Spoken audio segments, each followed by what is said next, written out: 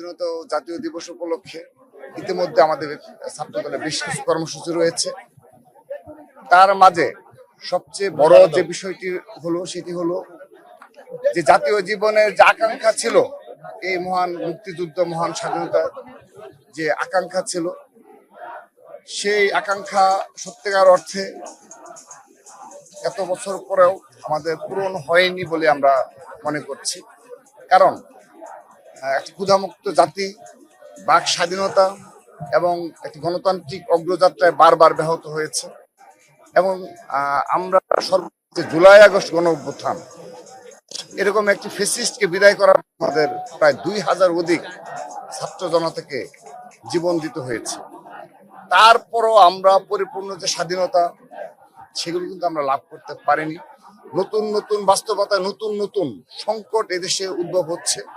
আমরা যদি মহান স্বাধীনতা ও জাতীয় দিবস উপলক্ষে আজ আবার নতুন ভাবে শপথ নিতে পারি যে নতুন সরকারের অগ্রযাত্রায় আমরা সবাই ভেদাভেদ ভুলে গিয়ে ঐক্যবদ্ধ জাতি গঠনে আমরা শপথ নেব, এবং সেখানে অবশ্যই বিরোধিতা থাকবে, কিন্তু যৌক্তিক বিরোধিতা। কিন্তু বাংলাদেশকে অস্থিতিশীল করে আমি বিরোধিতা করব, এবং বাংলাদেশের স্বাধীনতা, সার্বভৌমত্ব যদি বিনষ্ট হয়, গণতান্ত্রিক অগ্রযাত্রা বিনষ্ট হয়, এমন কোনো কার্যক্রমে আমরা যেন কেউ অংশগ্রহণ না করি, আমি সেই অনুরোধ রাখছি।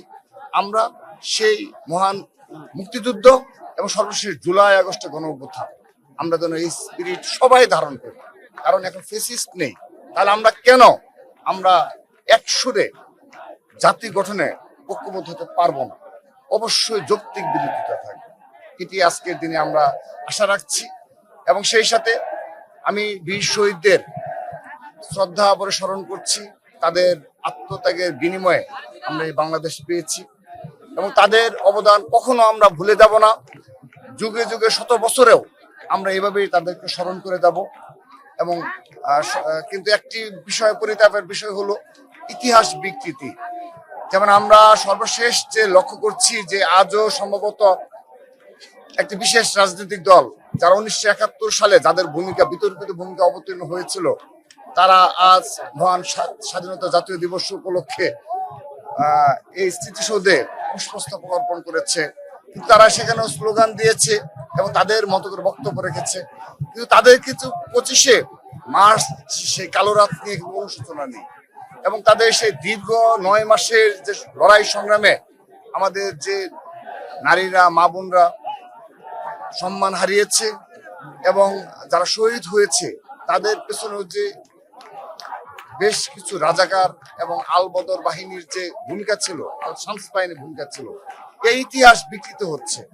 তো এই ইতিহাস বিকৃত করে তারা যদি নতুন ভাবে নতুন বয়ান তৈরি করে মনে করে থাকে যে এই 1971 সালকে স্মরণ করবে, 26শে মার্চকে স্মরণ করবে, তো আমি মনে করি এটি অবশ্যই জুলাই আগস্টের গণ অভ্যুত্থানের যে স্পিড, তার পুরোপুরি বিরোধী এবং পরিপন্থী। কারণ একটি সময় আসবে, আজ জামাতে ইসলাম এবং ইসলামী ছাত্র শিবির যেভাবে আল শামস, আল বদর এবং 1971 সালের বিতর্কিত ভূমিকাকে অস্বীকার করে, এবং তারা আজও জাতির কাছে ক্ষমা না চেয়ে যেভাবে তারা উল্টো একটি নেগেটিভ দাঁড় করাচ্ছে, হয়তো বা একটি সময় আওয়ামী লীগ, ছাত্রলীগ এই জুলাই আগস্ট গণ অভ্যুত্থান নিয়ে তাদের মতো করে একটা নেগেটিভ ইতিমধ্যে দাঁড় করানোর চেষ্টা করছে।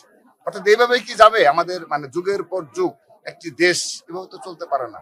সেজন্য আমি তাদের প্রতি অনুরোধ রাখবো, তারা যেন ইতিহাসের যে দায় রয়েছে তারা সেটি স্বীকার করে নেয়, সত্য স্বীকার করে তারপর তারা রাজনীতি, কোনো সমস্যা নেই। কিন্তু ঠিক একইভাবে এটাই যদি বিচ্যুতি ঘটে, আমার মনে হয় এই জুলাই আগস্ট গণ অভ্যুত্থান নিয়েও একটি সময় আমাদের অবশ্যই ইতিহাস বিকৃতির সম্মুখীন হতে পারে বলে আমি মনে করি।